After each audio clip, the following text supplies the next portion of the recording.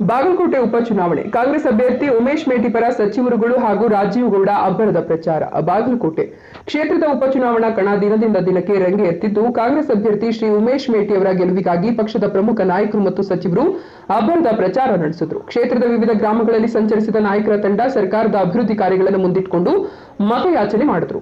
ಸಚಿವರಾದ ಜಮೀರ್ ಅಹಮದ್ ಖಾನ್ ಮತ್ತು ಕೆಎಚ್ ಮುನಿಯಪ್ಪ ಅವರು ಪ್ರಚಾರದ ಮುಂಚೂಣಿ ವಹಿಸಿದ್ರು. ಈ ಸಂದರ್ಭದಲ್ಲಿ ಮಾತನಾಡಿದ ಅವರು, ಕಾಂಗ್ರೆಸ್ ಸರ್ಕಾರದ ಗ್ಯಾರಂಟಿ ಯೋಜನೆಗಳು ಪ್ರತಿಯೊಂದು ಕುಟುಂಬವನ್ನು ತಲುಪಿವೆ. ಬಾಗಲಕೋಟೆಯ ಸಮಗ್ರ ಅಭಿವೃದ್ಧಿಗಾಗಿ ಮತ್ತು ಉಮೇಶ್ ಮೇಟಿ ಅವರ ತಂದೆ ದಿವಂಗತ ಎಚ್.ವೈ. ಮೇಟಿ ಅವರ ಕನಸುಗಳನ್ನು ನನಸು ಮಾಡಲು ಈ ಬಾರಿ ಕೈ ಹಿಡಿಬೇಕು ಅಂತ ಮತದಾರರಲ್ಲಿ ಮನವಿ ಮಾಡಿದರು. ವಿಧಾನ ಪರಿಷತ್ ಸದಸ್ಯ ನಜೀರ್ ಅಹಮದ್, ಶಿಡ್ಲಘಟ್ಟದ 2023ರ ವಿಧಾನಸಭಾ ಕಾಂಗ್ರೆಸ್ ಅಭ್ಯರ್ಥಿ ರಾಜೀವ್ ಗೌಡ ಹಾಗೂ ಕೋಲಾರ ಲೋಕಸಭಾ ಕ್ಷೇತ್ರದ ಕಾಂಗ್ರೆಸ್ ಅಭ್ಯರ್ಥಿ ಕೆ.ವಿ. ಗೌತಮ್ ಅವರು ಕೂಡ ಪ್ರಚಾರದಲ್ಲಿ ಪಾಲ್ಗೊಂಡು ಶಕ್ತಿ ತುಂಬಿದರು. ಶಿಡ್ಲಘಟ್ಟ ಮತ್ತು ಕೋಲಾರ ಭಾಗದ ಪ್ರಮುಖ ನಾಯಕರು ಬಾಗಲಕೋಟೆಯಲ್ಲಿ ಬೀಡು ಬಿಟ್ಟಿರುವುದು ಕಾರ್ಯಕರ್ತರಲ್ಲಿ ಹೊಸ ಉತ್ಸಾಹ ಮೂಡಿಸಿದೆ.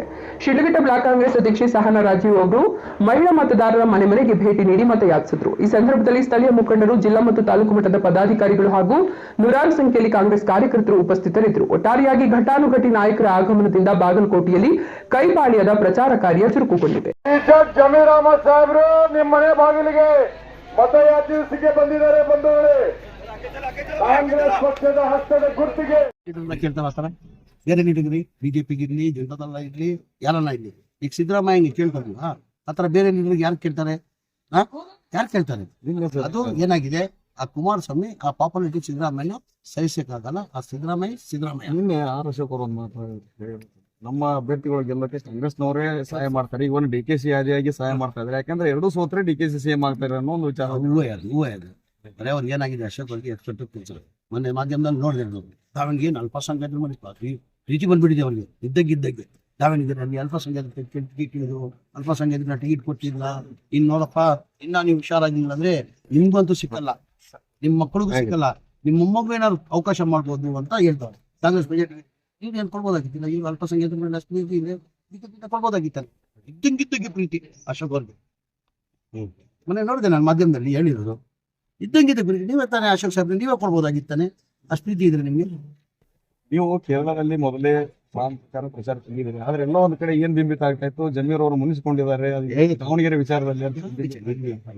ಅವತ್ತು ನೋಡಿ 23ನೇ ತಾರೀಕು ನಾಮಿನೇಷನ್ ಲಾಸ್ಟ್ ಡೇಟ್ ಇದೆ, ಹೋದ ತಿಂಗಳಲ್ಲಿ. ನಾನು ಅವತ್ತು ನಾಮಿನೇಷನ್ಗೆ ಸಿದ್ದರಾಮಯ್ಯ ಜೊತೆ ಹೋಗ್ಬೇಕು, ಮುಖ್ಯಮಂತ್ರಿ ಜೊತೆ ಹೋಗ್ಬೇಕು. ನನ್ಗೆ ಏನಾಯ್ತು, ಕ್ವಶನ್ ಅವರ್ ಇತ್ತು.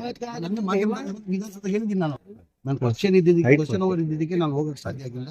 ನಾನು ಪ್ರಚಾರಕ್ಕೆ ಹೋಗ್ತೀನಿ, 100ಕ್ಕೂ ನಮ್ಮ ಪಕ್ಷದ ಅಭ್ಯರ್ಥಿ ಗೆಲ್ಸ್ಕೊಂಡ್ ಬರ್ತೀನಿ ಅಂತ ಅವತ್ತು ಹೇಳಿದ್ದೀನಿ.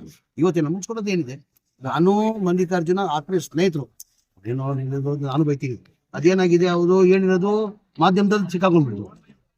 ನಾನು ಅವ್ರು ಬೈದೇ ಮಾತಾಡೋದು. ನಾವು ಒಂಥರ ನೆನೆ ಅವ್ರು ಹೇಳಿದ್ದಾರೆ, ಮಲ್ಲಿಕಾರ್ಜುನ ನನ್ಗೆ ಚಡ್ಡಿ ದೋಸ್ಕೊಳಪ್ಪ ಅವ್ರು. ಖಂಡಿತ ನಾವು ಫ್ರೆಂಡ್ಶಿಪ್ ಏನೋ ಸರಿ ಹೋಗಿದೆ. ಇಲ್ಲ, ನಾವು ಏನ್ ಮಾಡಿದ್ವಿ, ಪ್ರಯತ್ನ ಮಾಡಿದ್ವಿ. ಏನಾಗಿದೆ, ಅವತ್ತಿಂದ ಪದ್ಧತಿ ಬಂದಿದೆ. ಯಾರ ಕುಟುಂಬದಲ್ಲಿ ಸಾಯ್ತಾನೆ ಅವ್ರ ಕುಟುಂಬವೇ ಕೊಡ್ಬೇಕಂತ ಅವತ್ತಿಂದ. ಕಾಂಗ್ರೆಸ್ ಪಕ್ಷ ಅಂತ ಇಲ್ಲ, ಬಿಜೆಪಿ ಇರ್ಲಿ, ಜನತಾದಳ ಇರ್ಲಿ, ಯಾವ್ದೆಲ್ಲ ಪಕ್ಷ ಇರ್ಲಿ, ಅವತ್ತಿಂದ ಪದ್ಧತಿ ಬಂದ್ಬಿಟ್ಟಿದೆ. ಹಾಗಾಗಿ ನಮ್ಮವ್ರು ಕೇಳಿದ್ರು ನಿಜ, ಹೇಳಿಲ್ಲ ಅಂತಲ್ಲ, ಕೇಳೋದಲ್ಲೂ ತಪ್ಪೇನಿಲ್ಲ, ಕೇಳಿದ್ರು. ಅಲ್ಟಿಮೇಟ್ ಲಾಸ್ಟ್ ಅಲ್ಲಿ ಹೈಕಮಾಂಡ್ ತೀರ್ಮಾನ ಮಾಡಿ ಈ ಬಾರಿ ಅವತ್ತಿಂದ ಪದ್ಧತಿ ಬಂದಿದೆ. ಯಾರು ಸತ್ತಾರೆ ಅವ್ರ ಕುಟುಂಬಕ್ಕೆ ಕೊಡ್ಬೇಕಂತ ತೀರ್ಮಾನ ಮಾಡಿದ್ದಾರೆ. 28 ಜನರಲ್ ಎಲೆಕ್ಷನ್ಗೆ ನೋಡುವ ಅಂತ ಹೇಳಿದ್ದಾರೆ. ಈಗ ನಮ್ಗೆಲ್ಲ ಟಿಕೆಟ್ ಹೇಳ್ತಾರಲ್ವ ಸರ್, ಎಲ್ಲ ಹೈಕಮಾಂಡೇ. ನಾನು ಯಾರು ವಿಧಾನ ಮಾಡೋಕ್ಕಾಗಲ್ಲ. ಈಗ ಚಾಮರಾಜಪೇಟೆಲ್ಲ 5 ಬಾರಿ MLA ಆಗಿದ್ದೀನಿ. ನನ್ನ ಟಿಕೆಟ್ ನನ್ಗೆ ಕೊಡ್ತಾರಂತ ಭರೋಸೆ ಇಲ್ಲ. ತೀರ್ಮಾನ ಹೈಕಮಾಂಡ್ ಮಾಡ್ತಾರೆ. Party is high command. ಸರ್, ನಿನ್ನೆ ನೀವು ಪ್ರಚಾರಕ್ಕೆ